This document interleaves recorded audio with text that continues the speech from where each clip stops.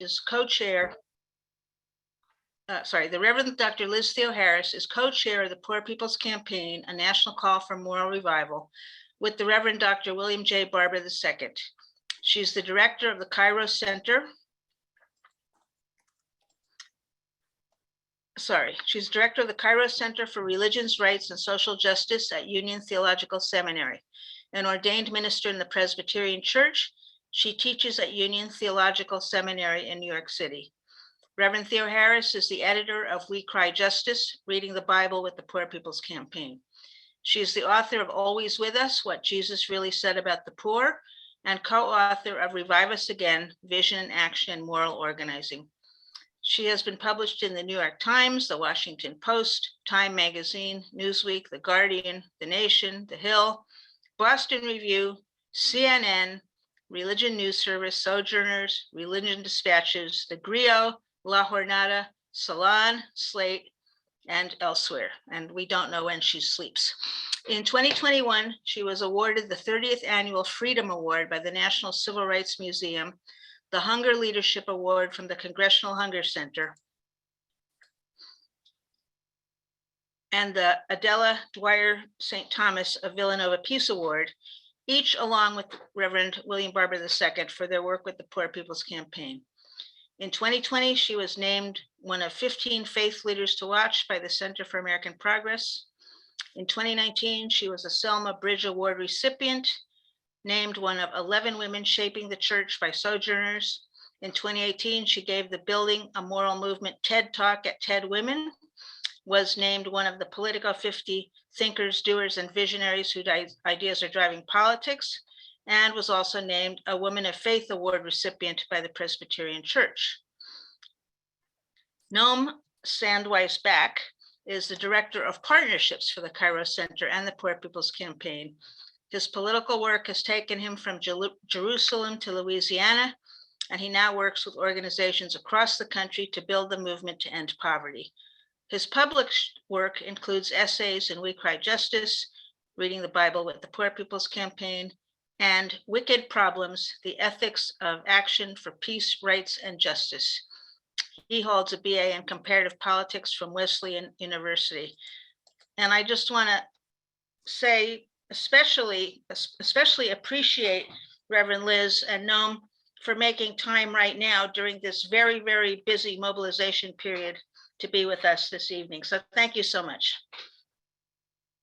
Take it. Well, thank you so much, Jackie. And it's really good to be here among such amazing leaders and friends. And you know, I surely have words to bring, and we have mobilizing to do, but also just want to kind of step back and appreciate even what you were saying, Jackie, in terms of the significance, I think, of this moment and of these intersecting movements coming together to call for a more revival in the land.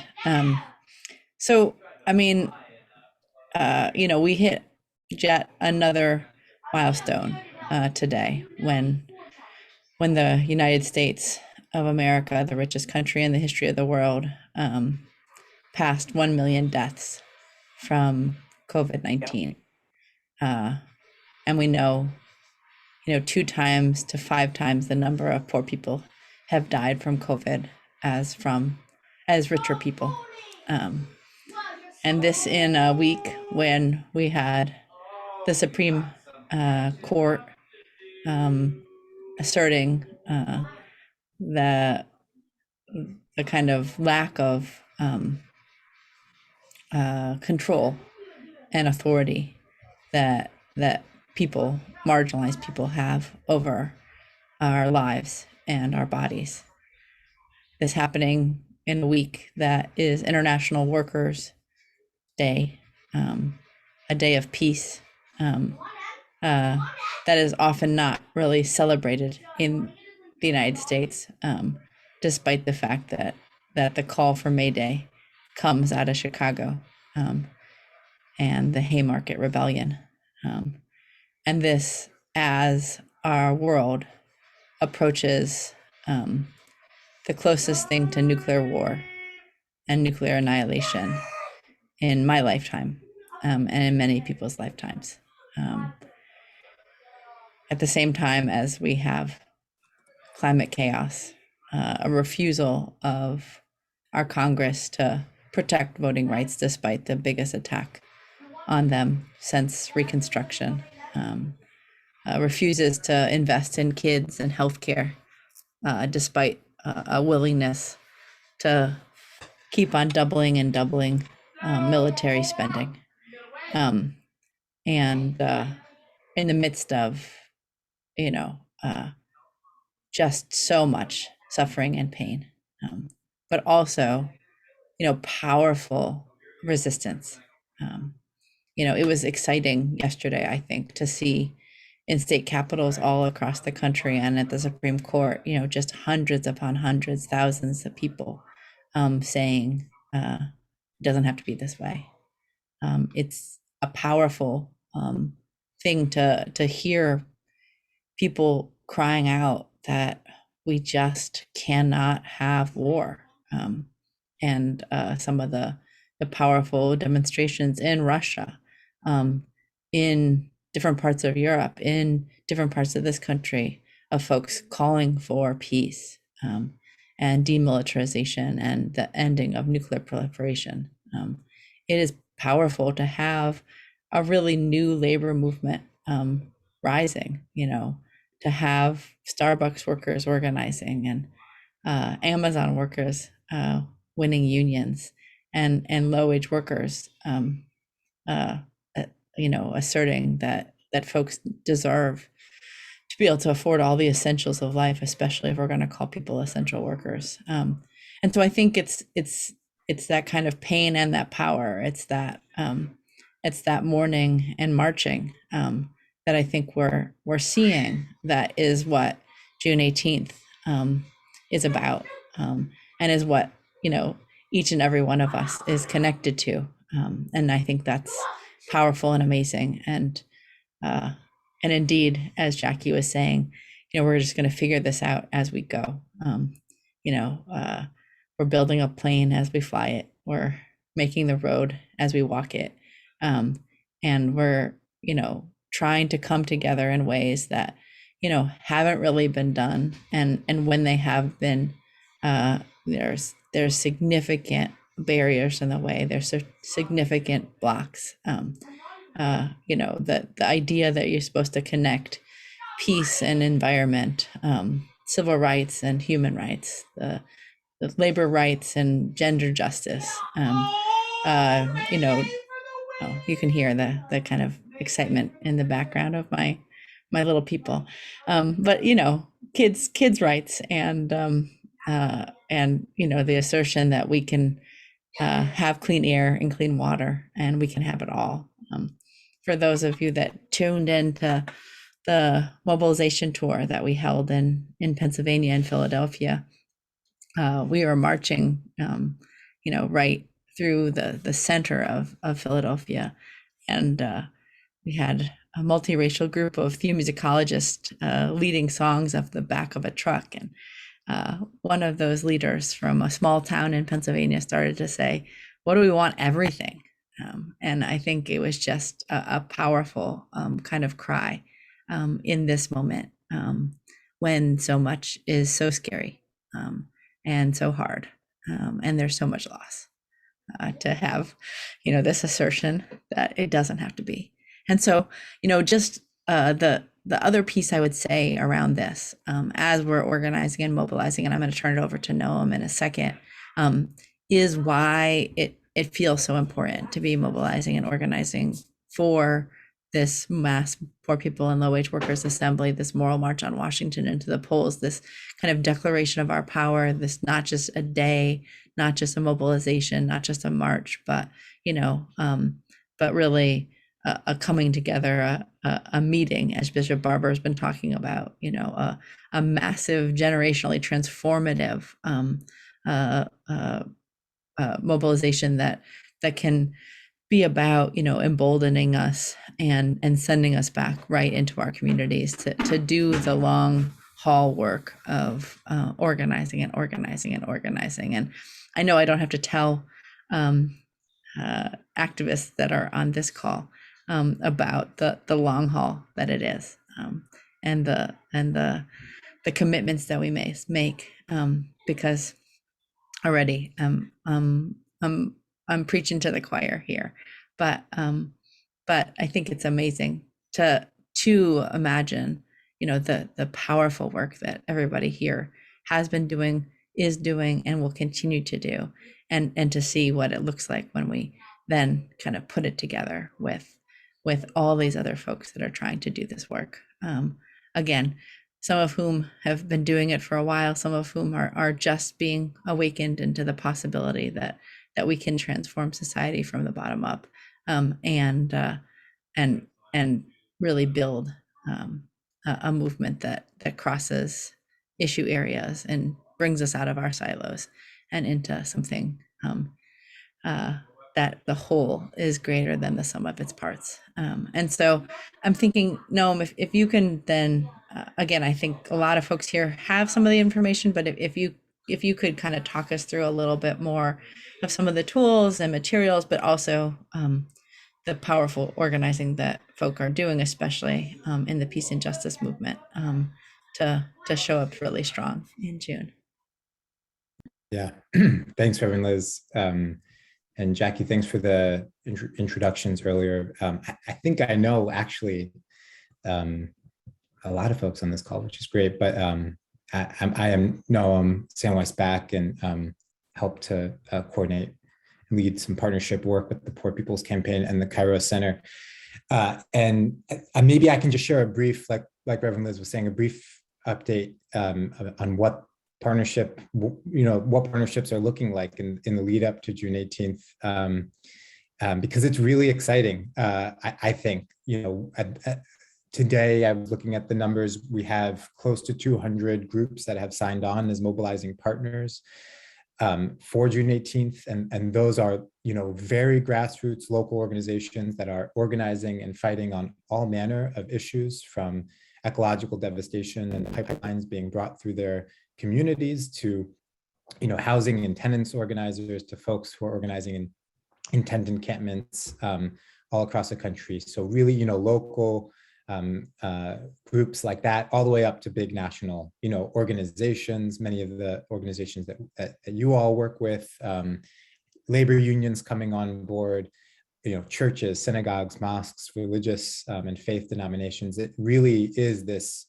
kind of beautiful tapestry of organizations that really don't often find themselves in the same room, but whose fights really depend on the same solutions. And earlier today, we had a partner call for new mobilizing partners who had just recently signed up. There was about 20 folks on the call. And again, it just was kind of remarkable, I think, for all of us, like not just the folks who were there helping lead the call, but for those who were on it. There was a guy who's been organizing, very locally in his community in Raleigh, North Carolina, amongst homeless folk. There was, someone from Women's Action for New Directions. There was someone from the National Center for Lesbian Rights. I mean, it just was, really, when we talk about building a fusion movement, it really felt like that. And because of that, it's messy. We don't always get everything right, but it really is, different from the organizing meetings that I think I've often found myself in. And I think other folks on the call really reflected that. And it really does feel like that's what these times call for. I was looking on Twitter earlier today, and Bishop Barber put out a really, I thought, a visionary and beautiful, kind of Twitter thread on some of, the events of the last 48 hours. And one thing he said, which is something he's been saying and we've been saying for a long time, and I'll just quote it. He said, "If extremists are cynical enough to conspire together, we must be smart enough to come together, vote together, reclaim democracy in America together. They are not attacking us because we are weak, but because of our strength. They are trying to do so much so fast on so many issues because they know the power we have. The question is, do we realize our power? And are we willing to mobilize and make ourselves heard and seen, not just for a moment, but as a fusion movement for years to come?" And I thought that just beautifully summed up, in so many ways, what the vision for this Mass Poor People's and Low-Wage Workers Assembly is for June 18th, and why so many, I think, organizations and partners and others are coming into this work. And so that's all really, what's grounding me right now. Big thank you to many on this call who are really spending, your days between now and June 18th, thinking about how to pull the peace movement together, those who organize around issues of militarization, both here and across the world. It's critical for this mobilization for all of us to see a large delegation and contingent of this movement present in the streets, vocal, visible. It's really important for labor to see that. It's really important for faith leaders to see that. It's really important for housing organizers and healthcare, workers and low-wage workers. I think it's important for all of us, and likewise for this movement to be standing side by side with those folks. So, I know that there are a lot of calls happening right now in anticipation of June, and so just a lot of gratitude for that. I think likely everyone on this call already is signed up as a mobilizing partner. But if you're not, I can drop a link in the chat that has, our mobilizing partner form. It's very simple, pretty straightforward. When we say mobilizing partner, we really mean mobilizing partner, which is to say the ask is really just about mobilizing, all of our collective networks and people to come to DC to think about what it could really look like to fill buses, car caravans, and the rest of folks to come to DC. And for those who can't make it to DC, to stand in solidarity, to tune in online if they're able to, but really as much as possible, drive as many folks as we can to Washington, DC. We really know that we need this day as the kind of declaration it can be to be large and really assertive and so that's a key ask for all of our partner organizations. And I think a related one is to then share this forum with everyone all the organizations that you work with, to encourage and recruit those organizations in your network to think about the same. And I know a lot of folks on this call, from Denise to Jackie, to others, to George, are doing that work, to Leo with Code Pink, just really trying to galvanize the organizations that you work with to make a commitment to bring their people to DC. And so just wanting to affirm that, to thank you all for doing that, and to just ask that we continue to do that over the coming weeks. I think the next 3 to 5 weeks are just a really critical time period. We're just about 7 weeks out, and so getting folks committed now, so that they've got enough time to make their plans to get to DC, I think is really important. Probably everyone on this call already knows, but we're working with a bus program called Rally, RALLY, and I'll drop the map for that as well. There's a way of coordinating hundreds of buses from around the country. And so as you all are working with your members and other organizations, if folks have buses, if folks have vans or cars, and they're already thinking about how to fill those up with people, that's great. But if they just have people and they don't know how are we bringing, our 10 folks from Columbus, Ohio to come to DC, one way to think about it is to check out the Rally website. There are hundreds of buses currently registered on the site, and folks can essentially reserve themselves an individual seat on a bus. So if you had those 10 people in Columbus, they can get on a bus, and that bus hopefully is then filled up with other folks coming from that city to Washington, D.C. So it's also just a great organizing opportunity to connect with people, as you're traveling to and from Washington, D.C. So just wanted to remind folks that tool exists, and that we really are encouraging folks to sign up as many people on buses right now as possible. Let's see, maybe just the last thing to say is, I'm sure folks have just questions about what the weekend itself will look like, and just maybe in the broadest sense, just to, share a quick update, on, folks will be coming in, through the week, but I think a real critical mass of folks coming in on June 17th, that Friday, and that morning, June 18th. We'll be having a large meal in DC, I believe at Freedom Plaza, though Reverend Liz, correct me if I'm wrong, on Friday evening. And everyone is invited and welcome to join that. A memorial service following on the Mall to, especially memorialize those now over 1 million people who have died during the pandemic, but the many more who have also died over the decades from unnecessary conditions of poverty. And then on Saturday, we'll be meeting between 9 and 10 a.m. at 3rd and Pennsylvania Ave, right near the U.S. Capitol. and gathering for this march and assembly to kick off, sometime just after 10 a.m. So, that's what we're looking at. So, having folks in place in DC to be able to gather, for really first thing 9 a.m. to 10 a.m. Is critical. And so, factor that into your plans and into your folks' plans as you're thinking about travel and coordination. Maybe that's all I'll say for now. We probably have already run over time, but yeah, I'm happy to stick around it and answer questions if folks have about any of those pieces. But for now, maybe I'll pass it back to Jackie. Okay. Yeah, actually, no, man, Liz, you're way under time. So if there's anything else you wanted to say, you can. Otherwise, if you are able to stick around for a little bit, we could just hear some brief reports from some of our member groups and allies and then open up for Q&A. But if you have to leave sooner, we could do some Q&A now. What's the situation?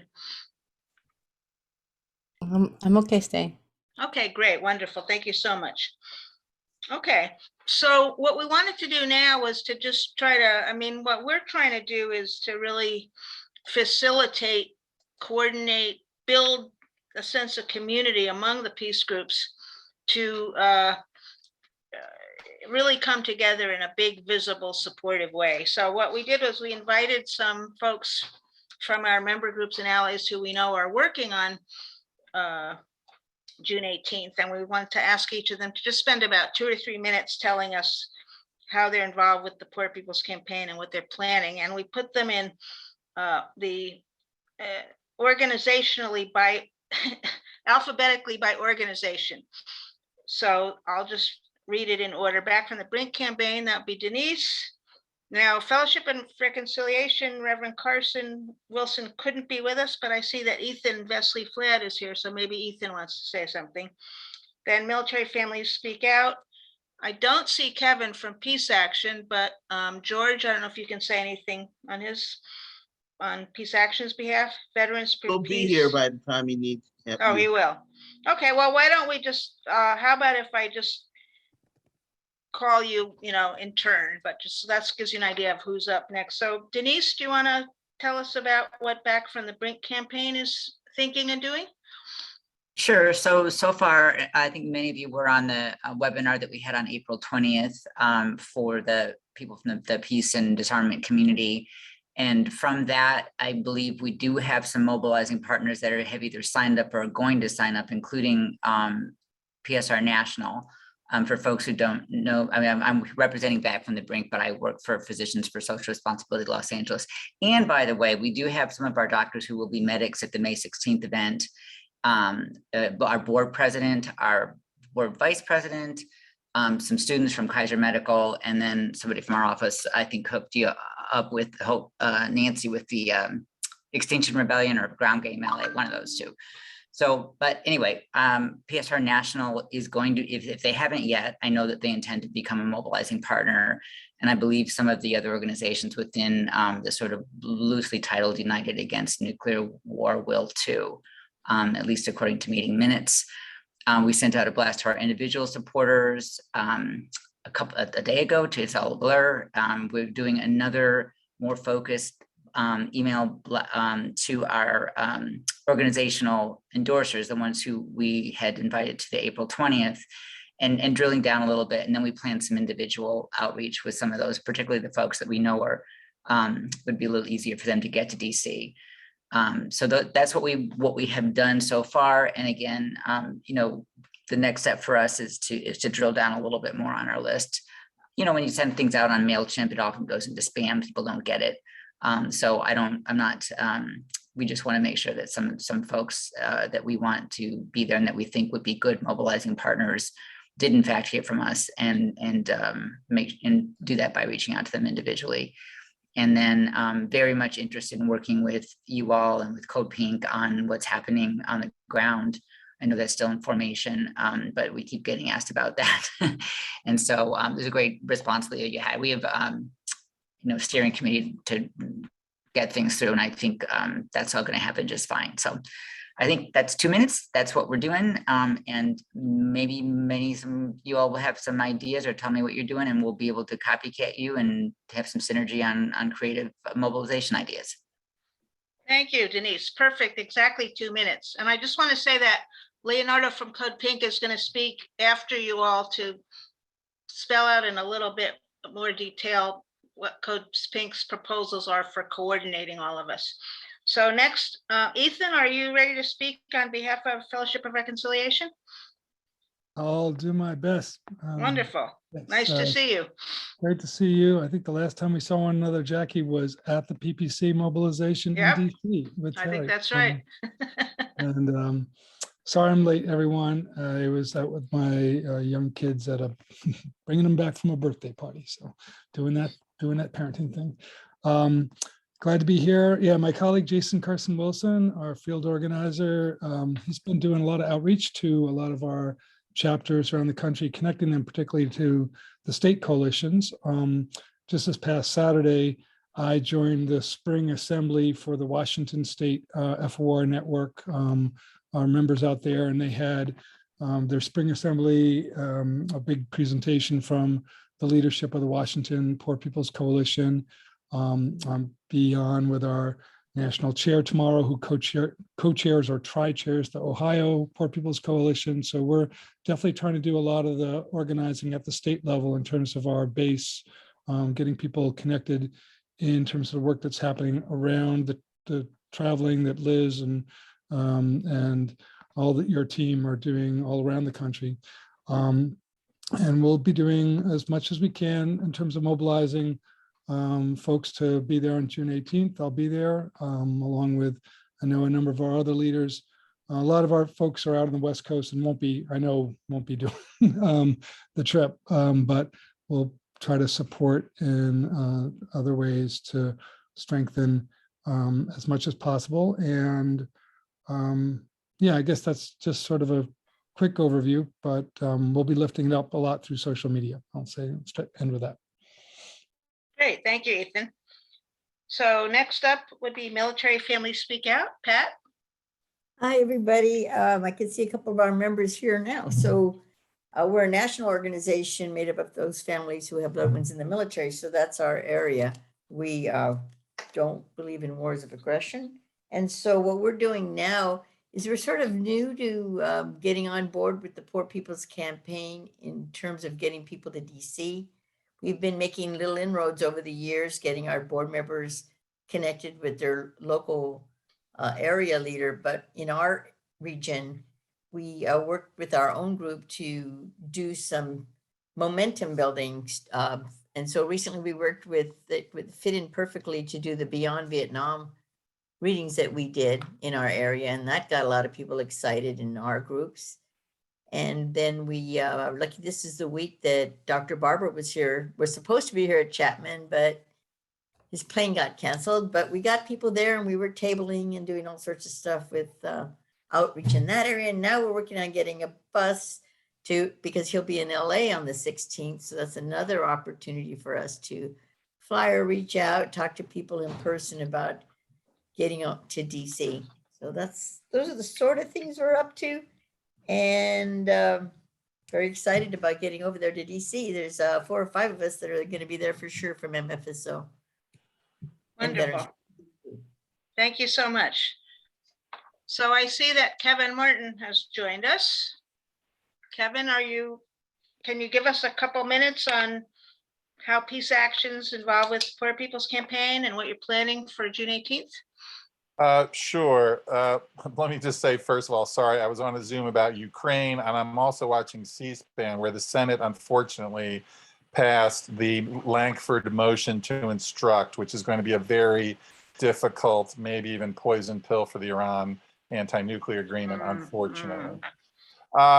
So sorry with that bummer introduction, but I'm multitasking like crazy. I actually had 3 Zooms all starting at 8 o'clock tonight, and I'm missing one of them. So Peace Action a couple of years ago intentionally scheduled our national organizers meeting and lobby days to be in Washington right after the Poor People's March, intentionally so that we could participate and that our folks from all around the country could come to DC, participate in the march, and then do our national event. Now, of course, COVID had other ideas. The online event that the Poor People's Campaign did was great, and we promoted that. So we don't have the exact same thing to line up, but the point is, that's the kind of decision that Peace Action makes when we want to really help support an event. We did a similar thing a few years before for the People's Climate March. So on our call, we have a call every other week, every other Friday with our affiliate and chapter leadership from around the country. And I'm very pleased to say that a lot of our chapters and affiliates from the Eastern Time Zone, and I think some from the Midwest as well, are planning to come to Washington. And we hope to have a Peace Action contingent. And I guess there's going to be a larger Peace Hub or Peace contingent that we want to be part of. And I think for our supporters, and especially for our leadership, our grassroots leadership around the country, the Poor People's Campaign is such a welcome vessel for us to help promote and build and participate in at the national level and also the state level. I know a lot of our affiliates participate at the state level. And for me, just looking at history a little bit, this is at least the third iteration of the Poor People's Campaign. And I think this is the most successful and that's no disrespect to Dr. King, and if he had lived, who knows, whatever. But this is at least the third that I'm aware of iteration of the Poor People's Campaign. And I think it's the strongest and has the most legs and most potential for ongoing work. And I think when we look at the message that we're going to be sending in DC, it's not just about connecting issues with our analysis and connecting constituencies and all that kind of thing. It's also, I think, a celebration, or hopefully will be a celebration, of how we are stronger together when peace and social justice and environmental justice, racial justice, etc., folks are working together, as we often don't get to, because the problems in our society are so huge and we're often in our silos. But my experience is those silos are harder at the national level. At the local level, often people are not so divided in those silos. So we're excited to be a mobilizing partner. I think that's what it's called. And we're going to be doing everything we can to get our folks out and being part of the Peace Hub. And the timing is great. The need is great, of course. That's why you're all here. And I'm very glad that Peace Action folks are responding so well to the call to promote June 18th. Okay, thanks, Kevin. And thanks very much for squeezing us into your schedule. So next we'll hear from Michael McPherson, who is speaking, I believe, on behalf of Veterans for Peace. And it's wonderful to welcome Michael back. He was a national organizer for UFPJ for several years. Hi, Michael. Hello, hi, everybody. It's great to see a number of people that I know. Thank you to Reverend Theo Harris and Noam for being on here today. I could name a bunch of people, so I'm just gonna say hello to everybody. So I have to be honest, I've kind of like not been as involved because when we're the executive director or something, you step back because you don't want people to be confused. So I've kind of been roped into for this, but I did talk to Garrett Rappenhagen today, who is the current executive director of Veterans for Peace, and he's very excited about Poor People's Campaign. VFP has been involved since the launching of it. Most recently, as Kevin said, this is the third iteration. And I know a number of our members have been working very hard. I know Garrett plans to be there with however number of veterans he can get together. So I'm not sure if we're a mobilizing partner or not. I just texted him to ask that question. I'll find out and see exactly what we're doing to promote it. But I do know that we're going to be there. And I don't really have anything else to say because I think everybody here knows just how important this is. Years ago, I guess I am have something else to say. Years ago, I talked about what I call a full spectrum movement, and the fusion movement is pretty much the same thing. And there's just no way that we're going to be successful unless we do have this full spectrum movement. And we look at the past 2 days, really, you can see that there's another full spectrum movement gathering steam. And unless we're there to step in front of it in the force that we can, because we are really, I believe, the voice of the people in a real way. Our country is not going to look like what we want and need for it to look like. So lastly, I'll just say the peace movement doesn't have to build this movement. It's there. We need to join it. But all of us need to be what we want this country to be. And that's a hard thing to do. But the Poor People's Campaign provides an opportunity, because when you struggle together, you get to know each other, and you learn how to live together. And that's what the real deal is. So thank you very much. Thank you so much, Michael. And I just think it's really powerful to be hearing all these different voices, even though we're all voices sort of in the same silo, but we're not together all that often. And it's very powerful to hear in each person's words their expressions of their feelings. So we will wind up this section with Women's International League for Peace and Freedom, and that's Emily Keel. You there, Emily? Yeah. Yeah, can you hear me okay? Okay. Mm-hmm. Great. Thanks for asking me to attend. I'm especially grateful to learn more about the work of a fellow peace organizations that are here tonight. It's a difficult time for people who believe that the world peace is an actual achievable choice. You can only say that this is no time to rest, for sure. I'm excited to be the liaison between the Women's International League for Peace and Freedom and the PPC. For some years, our organization has followed Reverend Barber, who is an Eastern North Carolina native, as I am. We became a partner in the campaign in 2017. This year, our branches voted to make the rally on June 18th a solidarity action for Wilkes, so I became the liaison to help organize the effort with our branches across the nation. From the Moral Monday days on, we in the Triangle Wilkes in North Carolina have valued his leadership and participated in his campaigns for justice, equality, and somewhere along the way, I realized that whoever we are by economic class, gender, race, or ethnicity, we are, as Dr. King said, caught in an inescapable network of mutuality. Whatever affects one directly affects us all indirectly. That explains why when we lift from the bottom, everybody rises, something that motivates many of us to keep organizing. Our rally on June 18th will show a new power and a new force that will not let our nation rest until we win equality in wages, education, healthcare, housing. And we are really on board with trying to do that. We know that showing up increases the power and hastens the success. So we have most of our members are on the West Coast, majority I think are on the West Coast, but we hope to have more than 25 people in person from California, Washington State, Iowa, Michigan, and the East Coast. Several house parties have been organized for those who can't travel. So that's kind of a neat thing. They have to get an early start on the West Coast, like at 9 in the morning, or actually, 7 in the morning, actually, to see that, but they're committed to doing it. We look at how powerful the Women's March in 2017 was and the phenomenal power of Black Lives Matter protests in 2020. And we intend to come together for this movement and demonstrate that kind of power and more, because as Reverend Liz says, if we truly want peace, we must work for justice. And we know it's our duty to act, and we hope to see all of you there. Thank you so much, Emily. Again, really powerful to hear all these different voices. Very, very inspiring and energizing, I think.